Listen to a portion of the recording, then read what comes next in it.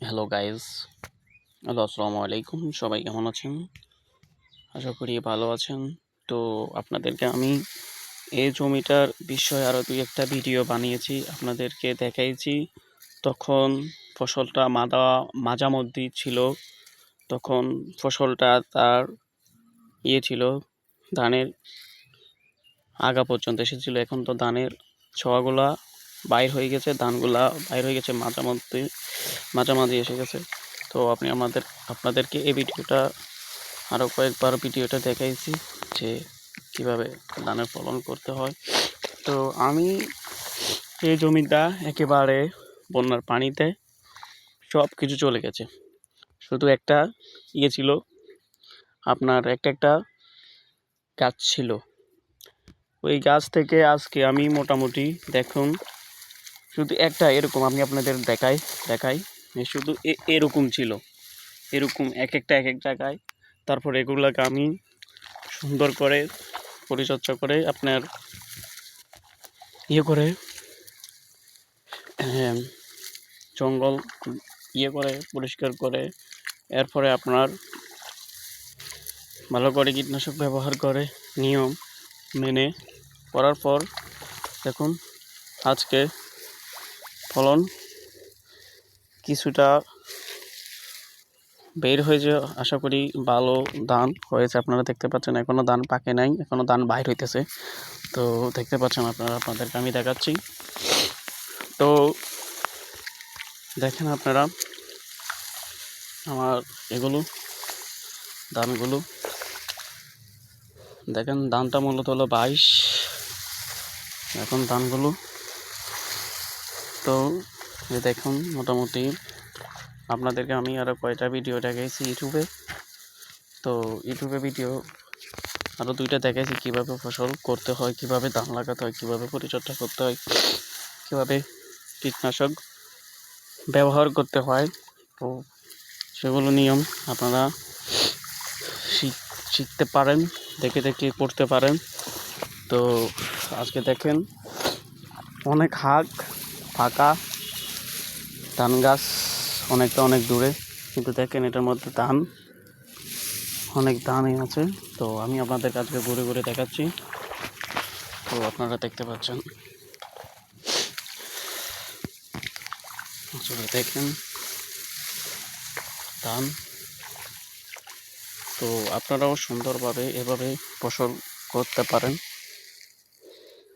ফসল আগে রোপণ করবেন, জমিতে হাল সার দিয়ে ধান লাগাবেন। ধান লাগানোর কয়েকদিন পর ওগুলা পরিষ্কার করে আবার সার ব্যবহার করবেন। তারপরে ধান গাছগুলার কোয়া শক্ত কি মজবুত কি, তখন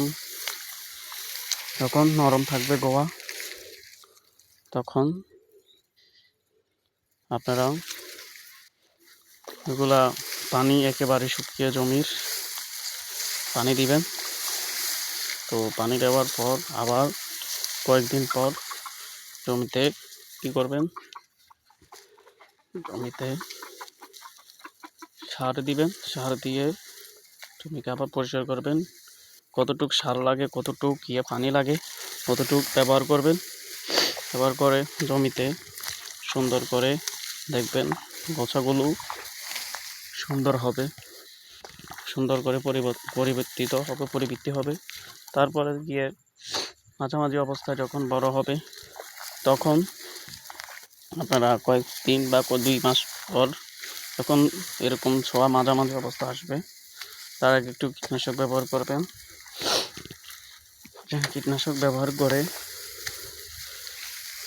ধানের উপকৃত হবে, পোকার ওষুধ দিতে হবে।